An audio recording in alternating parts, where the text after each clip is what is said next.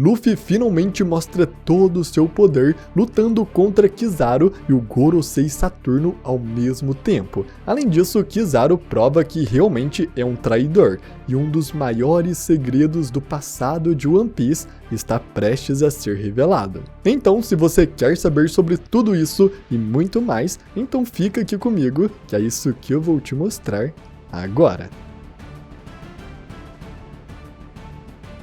Fala galera, tudo bem com vocês? Eu sou o Gabriel e o capítulo 1108 de One Piece foi incrível, revelando vários segredos, como por exemplo a traição do Kizaru, o poder monstruoso do Luffy e até mesmo um segredo gigantesco do passado da obra. Mas então eu peço que, se você está gostando dos capítulos aqui no canal, para você deixar o seu like, porque isso de verdade é uma ajuda muito grande. Mas então, com isso, vamos agora para o One Piece 1108, chamado Mundo Câmbio.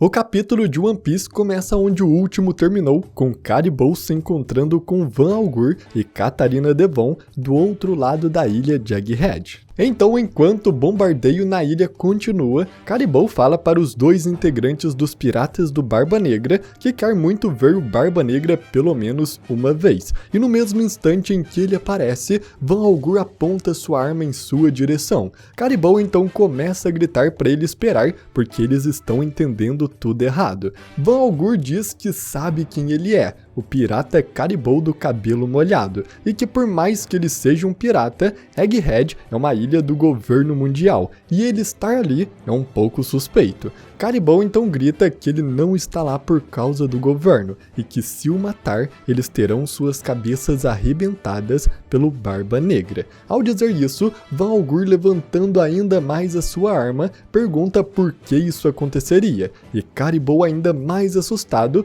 grita que é porque ele tem informações valiosas que ninguém mais tem. Caribou, na verdade, acabou ouvindo toda a conversa do Chapéu de Palha sobre as armas ancestrais, então ele sabe que Poseidon é a própria Shirahoshi, a princesa da Ilha dos Homens Peixes, e também sabe que Pluton está adormecido no subsolo do país de Wano. Caribou então grita mais uma vez que, se deixarem ele se encontrar com Barba Negra, contará todas as informações que sabe, sem nenhuma hesitação, e que tem certeza que Barba Negra ficará satisfeito. E dizendo isso, ele pede para que os dois o levem juntos, porque diz que será muito útil para eles. Vemos então as expressões desconfiadas de Van Algur e Catarina Devon, mas com certeza os dois levarão Caribou com eles.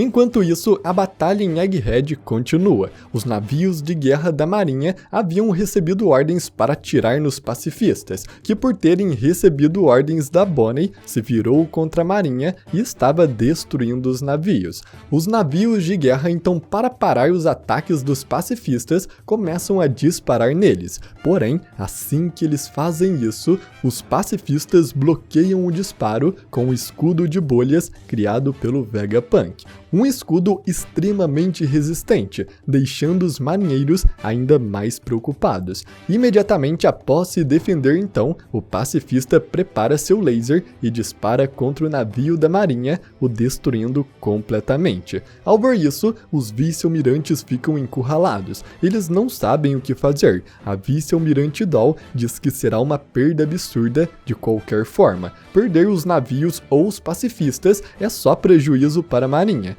O vice-almirante Round então sugere parar o Buster Call e recuar por enquanto, mas o vice-almirante Guillotine grita que eles não podem parar, porque Vegapunk é um traidor que deu autoridade máxima dos pacifistas para Bonnie, e por isso ele é um criminoso que deve ser eliminado. O vice-almirante Doberman então decide um novo plano. Eles precisam capturar a pirata Bonnie para trazer os pacifistas de volta para seu lado. Então ordena a todo o esquadrão da marinha que a missão agora é exterminar a Bonnie. Ao receber essa missão, o vice-almirante Tossa, que já estava no centro da ilha, imediatamente pula em direção a Bonnie, que estava nas costas do Frank. o vice-almirante reveste suas mãos com haki do armamento e se prepara para esmagar a Bonnie, porém no instante em que ele está prestes a pegá-los de surpresa, de repente, um machado gigante o acerta, o nocauteando completamente. Os piratas gigantes Dory e Brogg acabaram de chegar no centro da ilha. A Bonnie, ao ver os gigantes, se assusta perguntando por que eles estão ali, dizendo que novos inimigos não param de aparecer. Mas Dory e Brogg falam que estão ali para resgatar os piratas do Chapéu de Palha. Eles falam que deram uma olhada nos cartazes de procurados para garantir que reconhecerão os rostos de todos os seus membros. Até porque na época em que eles conheceram o Chapéu de Palha, muitos ainda não tinham se juntado ao bando. Mas eles falam que nem o Frank, nem a Bonnie e nem Atlas parecem familiares com as imagens dos cartazes. E se você está se perguntando por que ele não reconheceu o Frank, é porque o último cartaz de procurado do Frank tem a imagem do navio Toussaint Sunny, porque o governo mundial o confundiu de alguma forma.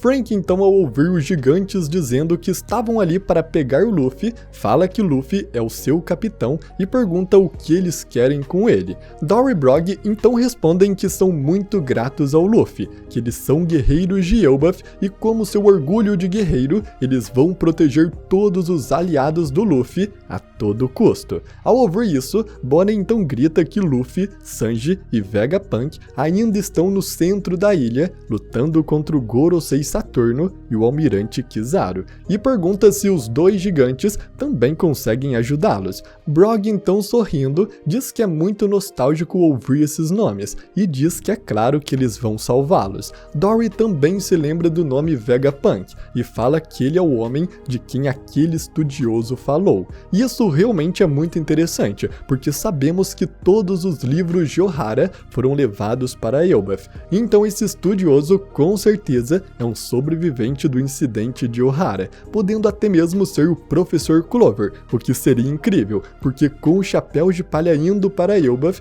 eles encontrariam o Professor Clover e então finalmente descobririam o nome do antigo reino. Mas Dory e Brogg então mandam os outros piratas gigantes guerreiros levarem Frank, Bonnie, Atlas e o corpo do Kuma para o navio, enquanto os dois iriam na frente salvar Luffy, Sanji e Vegapunk.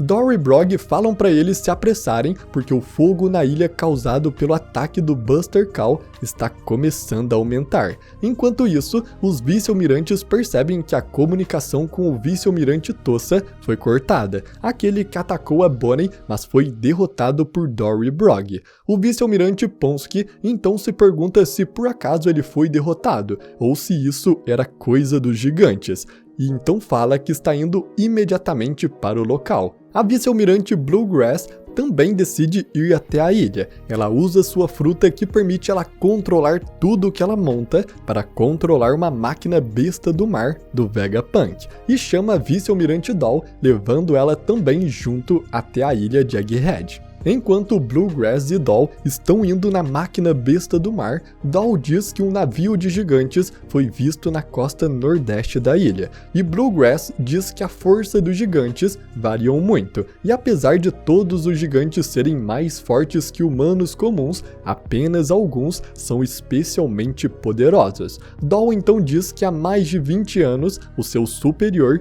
era um gigante, o Sal, e que ele era muito forte também. E pela forma que as duas vice-almirantes conversam, elas falam do Sal no passado como se ele já tivesse morrido, e isso faz muito sentido, até porque o mundo inteiro acredita que Jaguar de Sal está morto, mas ele acabou sobrevivendo ao congelamento da Aokiji e atualmente está em Elbaf, sendo um dos principais responsáveis por salvar todos os livros da grande biblioteca de Ohara. Isso também nos mostra que a Aokiji provavelmente deixou Sal sair vivo e mentiu para o mundo todo que ele havia morrido. Mas a cena então volta para os gigantes guerreiros, levando Frank, Bonnie, Kuma e Atlas até o navio. Um dos gigantes pergunta ao Frank onde estão seus outros companheiros, para também ir pegá-los, e Frank responde que eles estão no laboratório acima das nuvens. A cena então muda para o ápice do capítulo, para o centro da ilha de Egghead.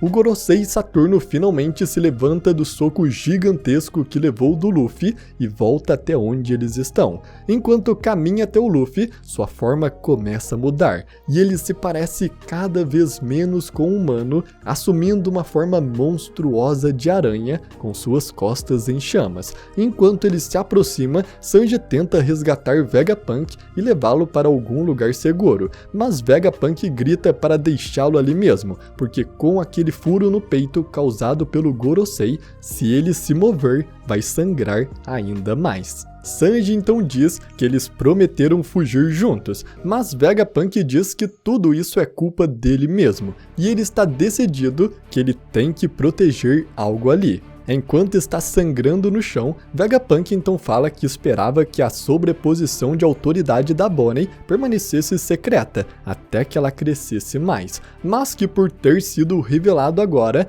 ela será um alvo pelo resto de sua vida, e então pede para que Luffy e Sanji cuidem dela. Nesse momento, o Gorosei se aproxima cada vez mais, e Sanji para em sua frente. Sanji percebe que a forma do Gorosei Saturno está menos humana ainda, e que seu olhar carrega algo estranho e sinistro. Saturno, enquanto caminha em direção a eles, bate sua pata em uma árvore que no mesmo instante derrete e apodrece, fazendo Sanji perceber que seu corpo está completamente envolto em veneno. Nesse exato momento, o Gorosei então ataca em uma investida, usando suas patas para fazer vários golpes de uma só vez. Luffy rapidamente pula para se desviar dos golpes e manda Sanji pegar Vegapunk e tirá-lo dali. E não era para ele parar de se mover, nem mesmo se o Vegapunk gritasse de dor. Sanji então no mesmo instante pega Vegapunk,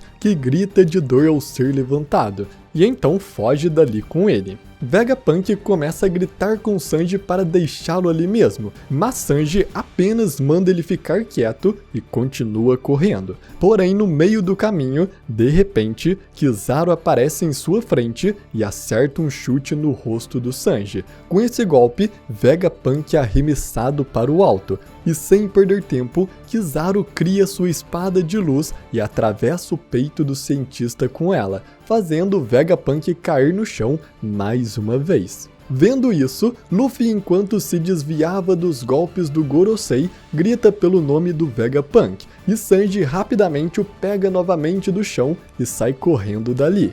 Vendo Sanji e Vegapunk fugindo, Kizaru se prepara para se transformar em luz para ir atrás deles, mas nesse instante, Luffy se infla, ficando gigante, e então ele segura Kizaru com uma mão, o apertando e fazendo ele tossir sangue, ao mesmo tempo em que o impede de ir atrás de Sanji e Vegapunk. E então com sua outra mão, Luffy segura a cabeça do Gorosei Saturno. Então, sorrindo, Luffy olha nos olhos do Gorosei e também para o Kizaru e fala para eles não pensarem que vão escapar dali tão facilmente. Então, assim que tem uma distância boa, Sanji para e tenta ver como Vegapunk está depois daquele golpe, perguntando se ele ainda está vivo. Mas, incrivelmente, o Vegapunk estava bem e estava sorrindo. E bom galera, depois disso eu tenho quase certeza que o Kizaru realmente vai trair o governo mundial. Ele atacou sim o Vegapunk com sua espada de luz, mas se você perceber bem, o golpe dele apenas passou por dentro do ferimento que o Gorosei já tinha causado no corpo do Vegapunk. Foi um ataque falso, mas além disso, ainda ajudou o Vegapunk. Vegapunk estava quase morrendo por causa do sangramento de sua ferida, porém esse ataque de luz do Kizaru apenas estancou o sangramento do ferimento. A luz é basicamente energia pura,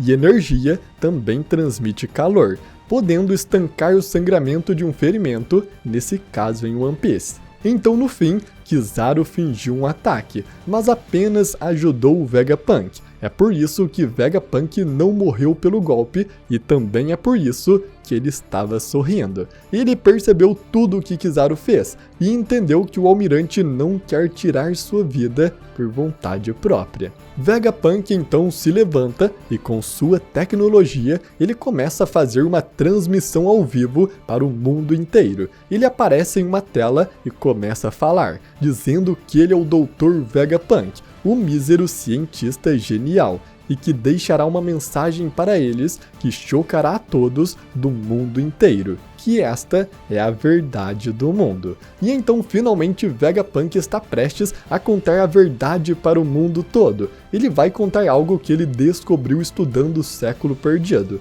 Então com certeza teremos uma revelação do passado de One Piece. Depois de mais de 25 anos, a verdadeira história do mundo está prestes a ser revelada.